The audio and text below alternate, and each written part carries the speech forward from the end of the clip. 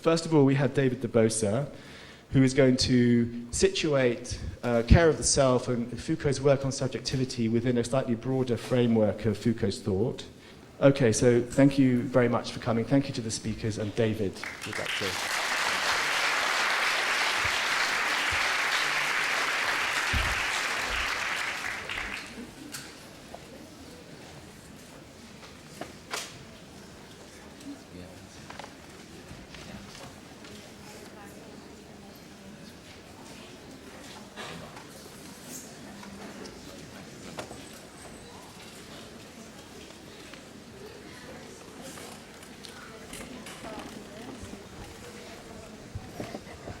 Okay, I start, as ever, with thanks. Thanks to Gabriëlle for this very kind invitation to be part of this festival of events which have been taking place, I know, across the building, and very much in relation to days of thinking and working, both here and outside of this space. It's in here, it feels like quite an intense, incredibly warm, intense space. But I know that the thoughts are outside of this room as well, and that people are taking these ideas in relation to their own work, taking them further and taking them elsewhere. And I think it's in relation to thinking about how that work happens, how our intellectual and artistic practices actually are sustained, that I want to talk to you this morning. Part of that sustenance, as Grant said in his talk in relation to thinking about Foucault, is about the care of the self, and in relation to that, of course, the care of others. And in Gabrielle's kind introduction to us all, she talked about this day being about a day of friends. And I very much enjoy the fact that it is that. That in the times that we see now across the world, where certain kinds of politics are emerging, a certain kind of politics of economy and finance and commodification, that we can actually affirm a different economy. The economy of friendship, the economies of generosity, and the economies of love. These economies which sustain us and enable us to join the other economies, which are also important, the other economies which earn money and finance, but the economies of friendship, generosity, of love, which sustain us first and foremost. These are the things that make the world go round. So thank you to Gabriëlle, thank you Grant for these kinds of invitations, and thank you also to the team, to Jort van der Laan, to Nikos Doulos and the rest of the technical team who keep me speaking up here. I'm somewhat trepidatious in the fact that I know that I'm also today part of a network of people whom I've admired for some time. Adrian Rifkin, A. Bronson, Yael Davids, whose work I'm coming to know, and If I Can't Dance, an incredible group of people I can say for myself, with whom I'm sharing this set of questions about Foucault's work. And for me, there has to be this issue of asking myself, how has it been possible that one man's work has been able to inspire such a diverse range of practices and thinkers and engagements? What is the inspiration around Foucault? For me, it has to be a personal question, a question of how one man's life, a man whom I never met, a man who's been dead for many years, how his life lives on within my own life and within the life of my friends. And as a colleague of mine put it to me quite recently, is my Foucault your Foucault? So at that, I wanted to kind of introduce to you my Foucault. And if you like, in sharing Foucault as a friend with my friend, Grant, if Grant has given you something of the heart of the man, perhaps my task today is to talk to you about his entire body. For me, my understanding around Foucault and what the body of his work means came into very sharp relief recently when I was invited by another friend to go to an evening with a Sufi mystic. It's not the kind of thing that, if you knew me, that you would know that I would tend to go to on a Friday evening. And as I spent time with the Sufi mystic, sitting cross-legged on the floor, spending 10 minutes going, ha, ha, ha, ha, ha, ha, ha, ha, ha, ha, ha, ha, ha, I did wonder whether I'd done the right thing at all. But it was only after I'd hard myself, almost out of breath, that I realized what the Sufi mystic was trying to teach me. And this was very much the question of coming to the end of the intellect, coming to a point of exhausting the intellect, so thinking could begin to happen. And he used this term, use the intellect, to watch the intellect, developing the intellect, to guard you against the intellect. And that idea about intellectual life and how it sits within our broader lives, the work that it has to do, is very much what I think is at the heart of my Foucault. So, in giving, if you like, an exposition of Foucault's work this morning, let me just point you towards a few key questions which I think go across the body of his work. This sense of how knowledge has emerged, particularly in what we might call the modern period. We can talk about that in relation to the late 18th century until now. It's a very particular framing of historical time.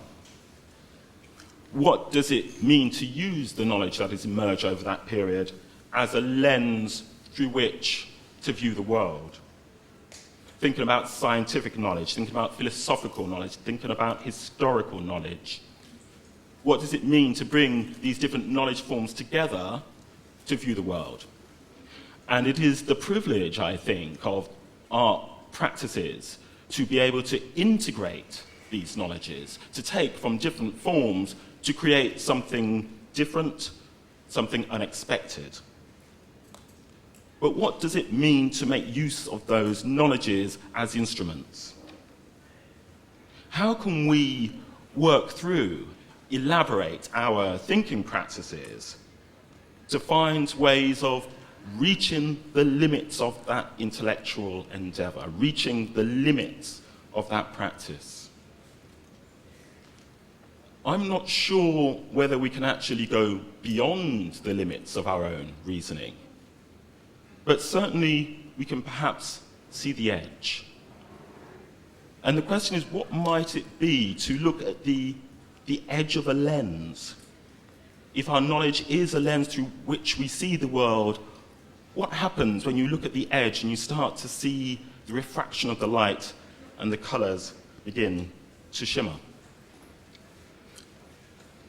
So thinking about this idea of the limit, I'm thinking about Foucault as a limit figure, a figure who has influenced many people across different disciplines, influential in relation to the human sciences, in relation to anthropology, sociology, politics, philosophy, influential perhaps to some thinkers whom we know, Judith Butler, Jacques Rancière, and particularly important in terms of his interdisciplinary work, helping us think through notions such as performative theory and art theory, in particular works, of course, in terms of Deleuze. The thinkers that we're engaged in, much in relation to practicing contemporary theory, have very much been influenced and indeed cite the work of Foucault. For someone who has been so influential, it's interesting that his work has been built up across a few intense and clear pieces, that his thinking is actually quite widely distributed. But we see across a number of works, really from the early 1960s up until his death in the 1980s, we see about 8 key works. And I'll just list them, but of course anybody who has a further interest in this, you of course can refer to these as well. But as you see moving through the list of the works, you see what his preoccupations have been in relation to madness and civilization, birth of the clinic, the order of things, the archaeology of knowledge, discipline and punish, the history of sexuality, 1, 2, and 3. So, why has Foucault been so influential over so many fields? Well, one of the reasons is in relation to the place that he holds in the history of knowledge, in the history of thinking. And I've often thought that what is useful about having this historical overview of his work, or the work of anyone, is to actually get to a place where we begin to understand our own place in history, that we understand the limits of our birth, that from where we sit now is a unique place in history, where the things that we can say, the things that we can think, and the things that we can do are possible only at this time. So Foucault's work as a limit figure has been to identify and point out the limits of a particular time in which certain thinking was taking place. And one of the dominant modes of thinking at the time that Foucault was living was this idea of structuralism. What is structuralism? Structuralism is a theory which suggests that there is an underlying structure that grounds human experience and thought. There are underlying principles and structures that we can identify, explore, develop, which will then explain human interactions. And one of the key figures in relation to this school of thought was Ferdinand de Saussure. And his work is known in relation to its effects on language and the way that he developed what was known as the sign system to help us understand human language as being based on these underlying structures. It's interesting to see how someone can get from language to thinking about broader society, but his work was taken further, particularly by people like Louis Althusser, who, as a Marxist structuralist, began to talk about the way that these underlying structures talk about human interactions, that human interactions can be based on thinking about underlying structures that guide human interaction, that guide our activity and our experiences. Now, when you have a school of thought such as structuralism, which is so influential, so strong, and if you can understand knowledge in terms of that link between people, that link between friends and sometimes enemies and lovers and ex-lovers, I mean, this is how knowledge is made and how knowledge is transmitted. If you can think about knowledge in those terms, you can understand how a particular set of ideas like structuralism can become incredibly dominant amongst a particular group of people. and how it becomes the way in which people come to conferences like this, go to dinner parties, go to clubs, and talk about particular sets of ideas like structuralism. What does it mean then when one person decides, I reject that set of ideas, that set of ideas is not enough to help me understand my life and the lives of those around me? That's when you get a figure like Foucault. Someone who took on and learned from Althusser. He was taught by Althusser at the École Normale Supérieure, and actually says, I reject that thinking. I don't want to take that thinking any further because I see its limits. And the limits of structuralism for Foucault were that it was too ahistorical, that it had no history, that this idea that the world could be understood by these underlying structures, either of language or of exchange, that all of our interactions, the interactions of everyone in this room, could be understood through this structural knowledge, that was not enough for Foucault. What he said is we need to go further than that. We need to add something to that, something that is much more specific, something which is much more about the here and now. So very much Foucault's work was about taking structures and moving it to somewhere else to talk about the history, the specificities that enable particular activities to take place. So he brought us to the specifics of what we're doing here and now. So if we are the time, Foucault's response would be, well, what time is it? How do you measure that time? How do you know that time? What instruments have you built, constructed, and rely on to see that time? And what effects does that time have on you?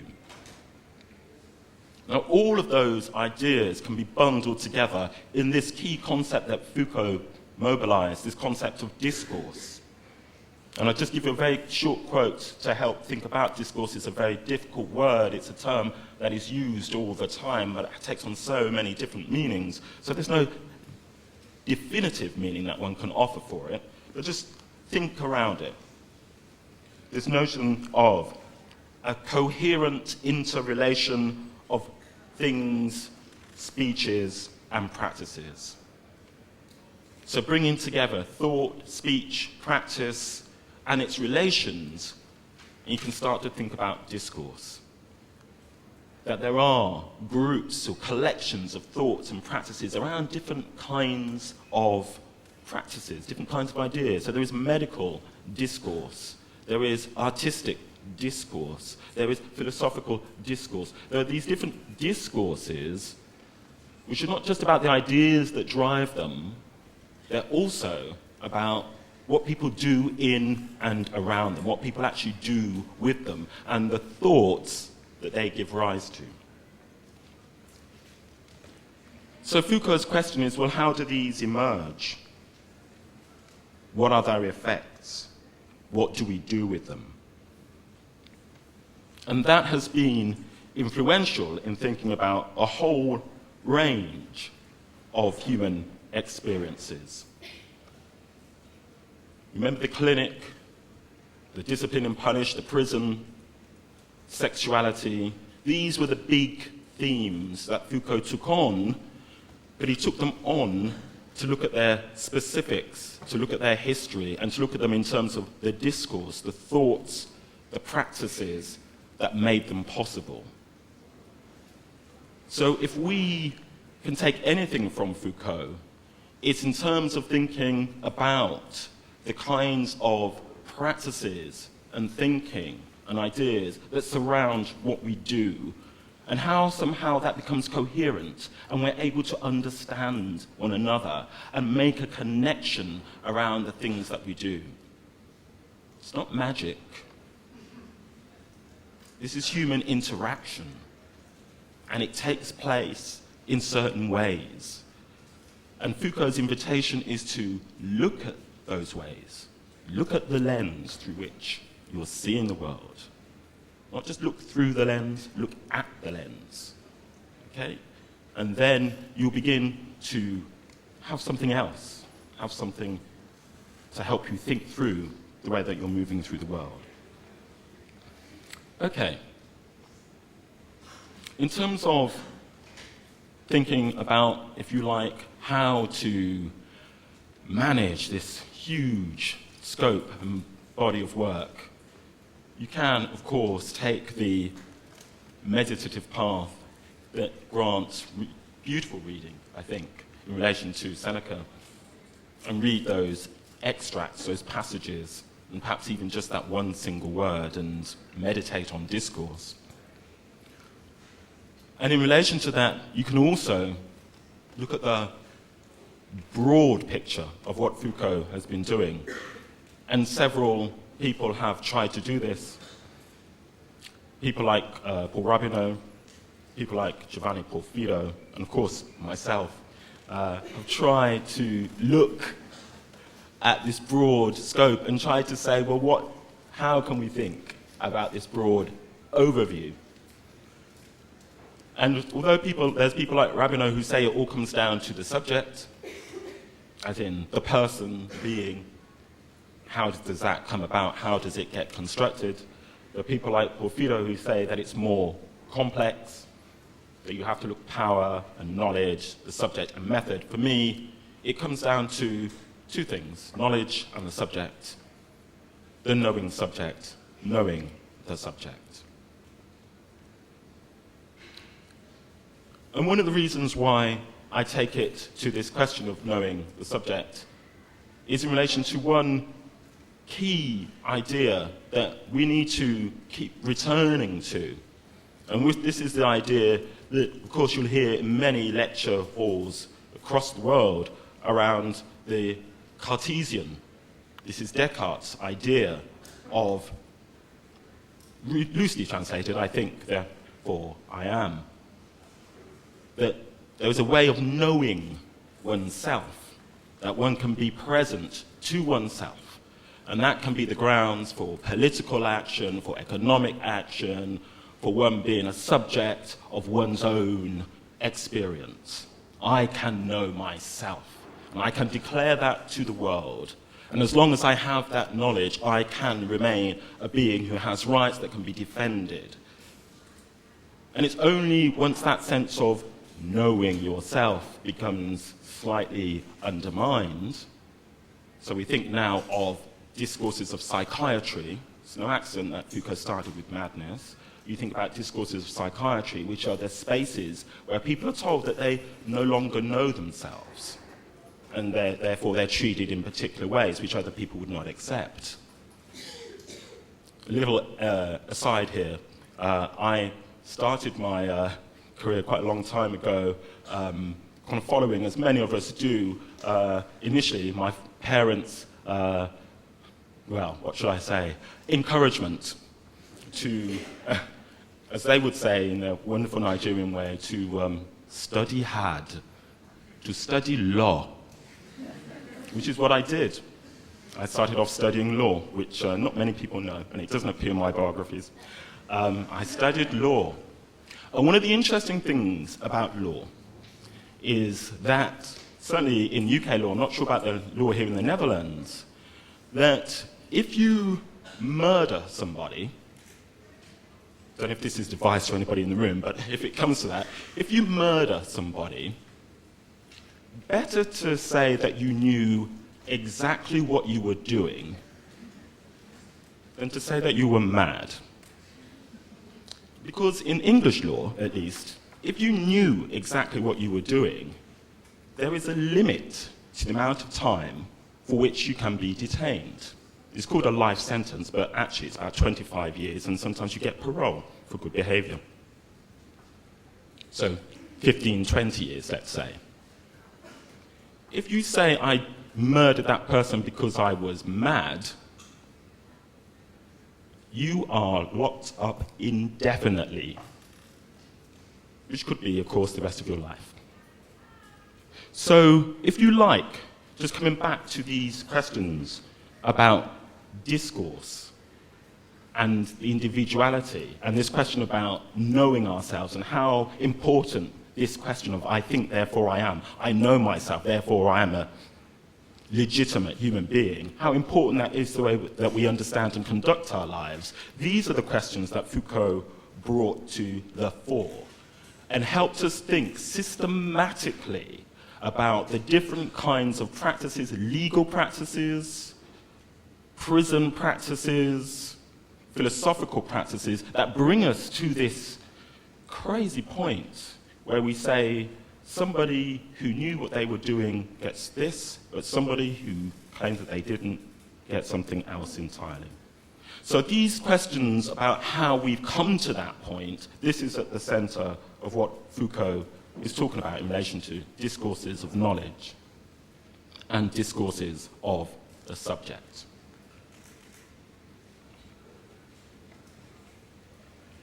Okay, I want to just now talk a little bit in some detail about the practices of the self. And I hope that you can see that the practices of the self fit within this broader project of Foucault's to look at how we come to understand ourselves, to be ourselves. And I just introduced these two different self-portraits by Sir Joshua Reynolds, simply to bring us back to where we are and to follow Foucault's advice that we need to remain specific, that it's fine to have these overarching and broad conceptual discussions, but we need to always come back to where we are here and now, and to think about what we do and what the consequences of what we do are. And so I've taken perhaps quite an obvious or iconic image of the artist. And an artist, if you like, whose sense of individuality and, if you like, the work around the self, the knowing of the self, has often been at the heart of the discourse, this set of ideas, thoughts, and practices which help us understand ourselves as artists. Now, Foucault wrote very little about, if you like, how one can think about these questions systematically, but he did give us some guidelines, and they are, in a sense, slightly complicated, as sometimes Foucault's work can be, but what I'll just try and do, just as I'm moving to the latter end of my talk now, is just to point towards some questions that we might ask ourselves to have a sense of what these guidelines are trying to do. And remember, they're guidelines, okay? They're not rules. This is not, I mean, it's called the human sciences, but it's not a science in the sense of the natural sciences, okay? So they're guidelines.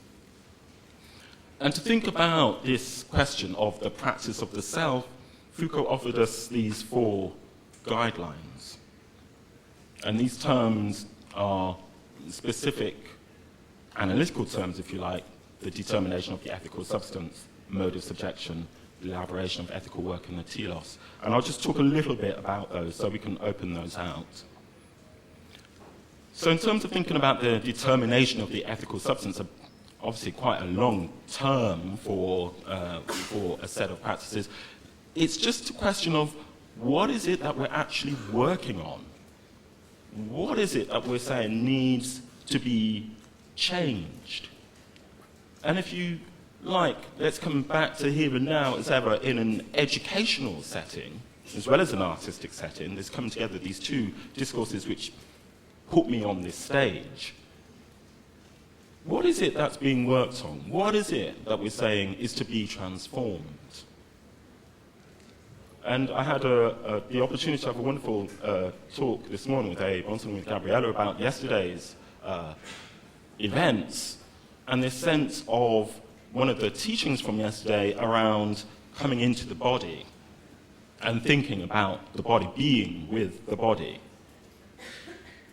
And I think one of the things that Foucault would help us in relation to responding to that kind of concern would be to say, well, what is it that we work on? What do we say is the ethical substance in the practice of art?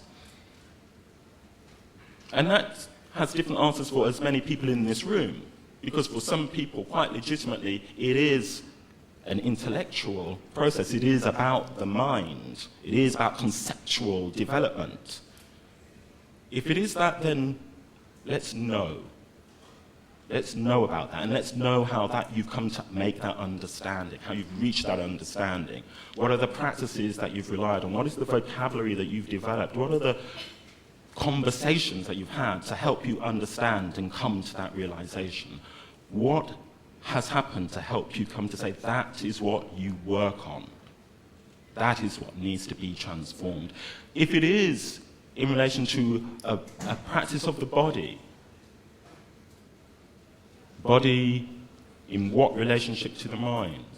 So to have this specificity around your practice and how you come to understand what you're trying to change, this is what is meant by this question of the determination of the ethical substance. It is what's being transformed, what's the substance at stake.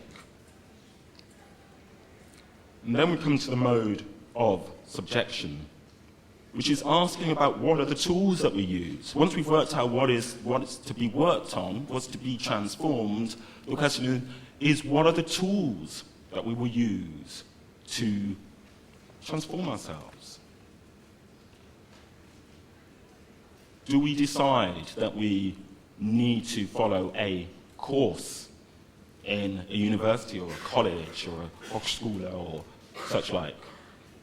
Or do we enter the university of life? What is it that we do? I mean, there are several options that we take.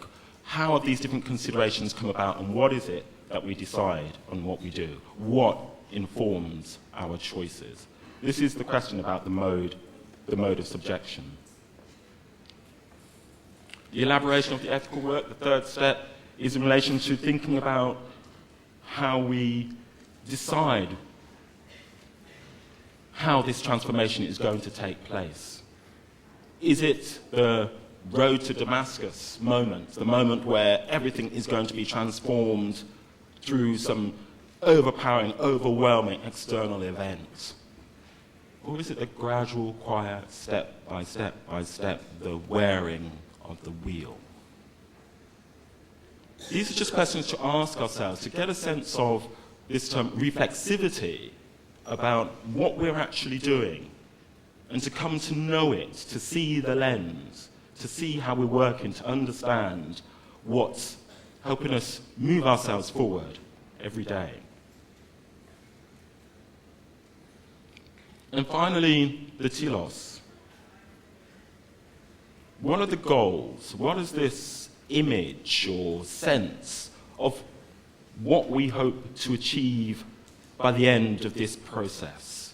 The end of this process in which we've come to know ourselves again. Because, of course, the process is continual, a continual coming to know. What happens as we come to the end? What do we anticipate in the coming to the end of this process? So you have those 4 stages. What needs to be worked on? What approaches will we follow? How do you see that approach? And what is the goal? These are the, if you like, the 4 stages, if you like, of this understanding. So if I've given you, I hope there, a sense at least, because it's always only a sense that we can grasp of someone's thinking, and perhaps that's all we need to have that sense and to make something our own and begin to work it through our own practices.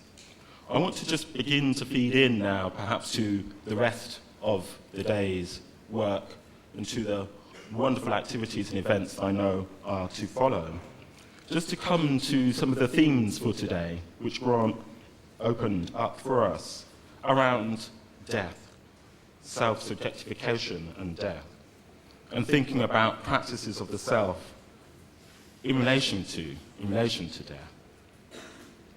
And one of the reasons why I see this as a pertinent reason is not just in relation to Foucault's own life and his own experiences, but also in relation to the ways that his work has influenced other people who have thought about the questions of death, people like Jonathan Dollimore, whose work has been influenced by Foucault's discussions and elaborations around questions of sexuality. And Dollimore sees sexuality and death as being very closely related. The constructions of sexuality, the way in which we need to think about sexuality, he says, must also be applied to the ways in which we think about death. It seems strange to talk about death in terms of practices of the self, but of course, if you do rely on and refer to spiritual practices, then you can see how this becomes quite evident. So, for instance, in practices, Buddhist practices, there are things such as the 10 stages on the decomposition of the corpse, which is an intense Buddhist practice, which is there to prepare persons for death, to prepare us for death, by thinking about death as a very located, specifically corporeal experience, and to, if you like, leave aside the more conceptual, philosophical, reflective aspects, and to concentrate on the corporeality of the experience of death.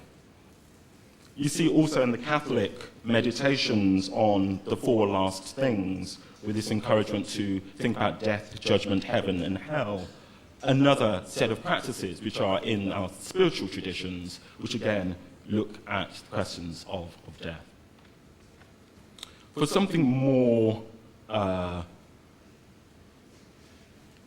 in relation to the works that we do today, outside of the spiritual practice, we have, at the moment, a number of discussions around questions of suicide, which are current and hotly debated, I know, across Europe, but particularly at the moment in the UK, where a man called Tony Nicholson is in the news at the moment, as he's just being given the opportunity to have his case heard by the High Court in London because he wants to die.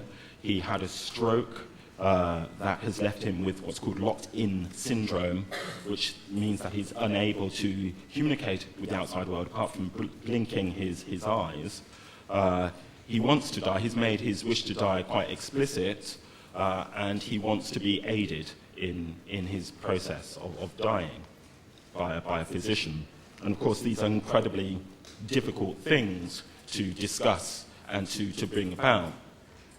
And it's, again, part of the discourse of art that we are able to bring questions about and reflections on death into a public space and to discuss them outside of the juridical discourse, the discourse of the courts, and to discuss them, therefore, in ways which are unexpected and in ways which communicate with people who perhaps cannot be communicated with in a court setting.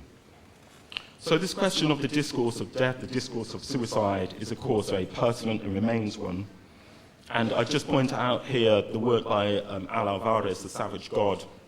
I'm not sure if it has been translated into Dutch, but I'm told that it has been. I'll refer you to the work if you're interested in this subject, and particularly in relation to his complex relationship with his friend, Sylvia Plath, who, again, obviously, very famously committed suicide and wrote about death, and obviously was preoccupied with questions of death throughout her practicing life as a poet.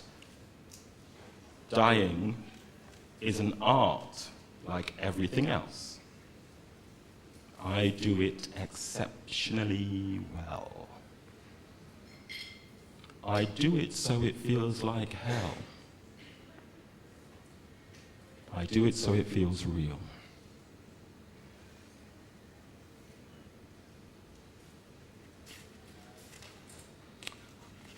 I just wanted to bring us to the end of this session, just to come back to Foucault as this limit figure. He's working at the edges of disciplines, but also working at the edges of experiences that come into spaces like the academy, the art academy. Of course, they're experiences which are part of us, part of being human, but in terms of the things that we reflect on and study and analyze, These are the things that he had brought into this space. So his work then to announce the limits of particular bodies of work in terms of structuralism, and his work to bring us to understand the boundedness of our own thinking. This is what is central to what I see that Foucault has given us. And that attention to the boundary gives us something that the limit does in terms of its work both ways. Yes, it does say to us that the boundaries of time and our place in history means that we can only do, think, say, make certain things. But you've got to also look at that on the other side of the boundary, in terms that this time in history does make it possible for us to do, to say, to think, and to make those things. So to be mindful of that, this place in history where we make sense of ourselves, we are the time.